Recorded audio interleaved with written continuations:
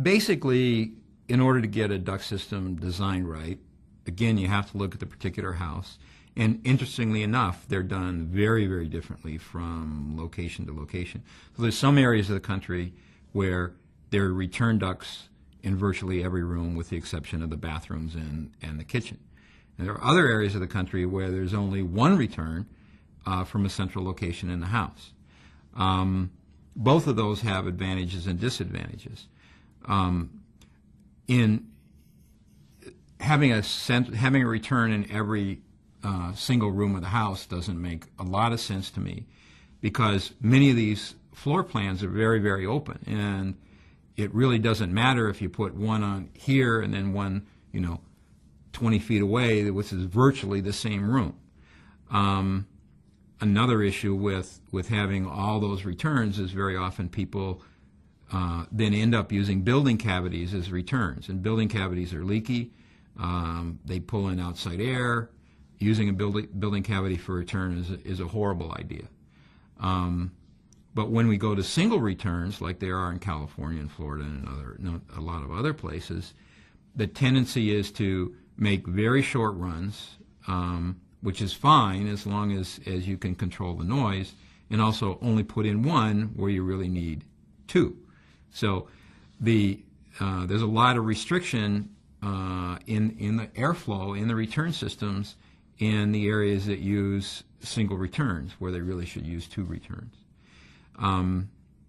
Individual rooms, obviously, when you put air into a room, it's got to get out of the room or it won't go in. And so, where rooms where the doors are closed and stuff, there has to be some return pathway in order to allow the air to come back out. So, for example, in the master bedroom and stuff like that. So there has to be some pathway, but it doesn't have to be a return duct to every room.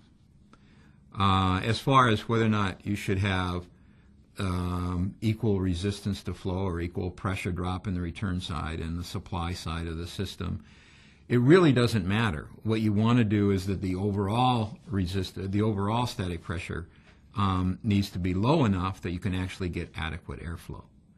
And that's just a good design. Now, ACA Manual D is one way of doing it. There's an older Manual D that actually, the current one suggests that you use the same resistance to airflow on both the supply side and the return side. But that's not necessary. You could actually do it another way, where you design the supply side one way and the return side another, as long as overall it works right. So there are other design options besides that are a little more sophisticated that actually will end up probably in a better system. Return air pathway. So whenever you put air into a room, conditioned air into a room, it has to get back to the return, whether there's a return in that room or there's some way of the air getting back to that return. So, door undercuts generally are inadequate for that. It has a lot to do with how leaky the house is otherwise internally, but various ways of, like, jump ducts from one side of the wall to the other side of the wall up in the attic where you can't see them, that's one way of taking care of it.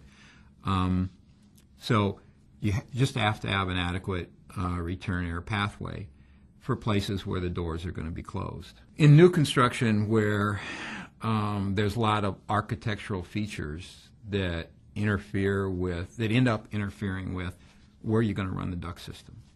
And that really needs to be avoided by designing the duct system from the beginning, as opposed to adding it on at the end. So if the builder has an architect that just says, okay, well, here's where the air handler goes, and here's where the rooms are, and here's all these nice details, and this little cornice here, and this little wiggle wobble there, and all those kinds of things, without actually designing the duct system. So there should be a duct system designed right on the plans, part of it. You know where the ducts are going to run. It's already been calculated. And if that's done, you can end up with, you may actually find that there are some features that you can't just add to a house and still have a heating and ventilating and air conditioning system work. So there are compromises. And right now, the only compromise is that the HVAC contractor that has to put in the system just has to put in the system. So they make all the compromises. And that's not going to give you a system that works well. I would suggest that the HVAC contractor is involved from the very beginning with the architect to make sure that there's a design that works and that that design is integrated into the architectural design.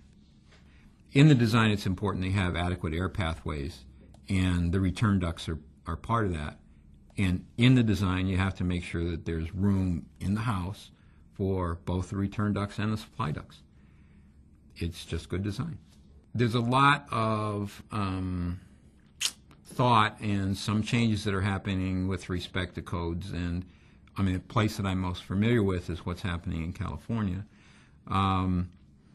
So in Title 24, the installation of a replacement air conditioner even requires the verification of the right amount of airflow across the unit, the right amount of refrigerant in the unit, and a duct system that doesn't leak. So that exists now in California, not only on new construction, but on replacements. So that's the codes are trying to push people to get the job done right. I think it would be preferable that it be done before the codes make that happen. But that's one of the things that's going on right now. Probably the basic elements that a builder should know is that it actually takes work and time and money to do the job right so that the HVAC system will perform satisfactorily to keep the customer who bought the house satisfied. And so it really needs to start with a design. There has to be a design where the duct system is going to go, how big is it going to be, excuse me. All of those issues are real important. The builder needs to